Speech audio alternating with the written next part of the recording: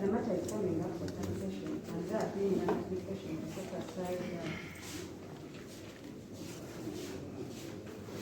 the judgment and if in the main suit.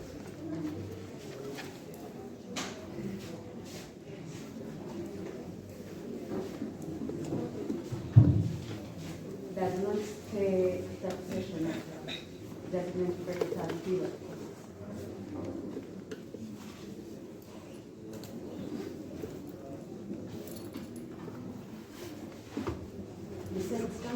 That he has just received instructions in this matter,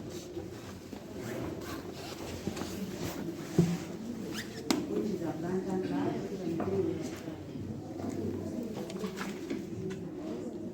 he had hard time actually prepare and come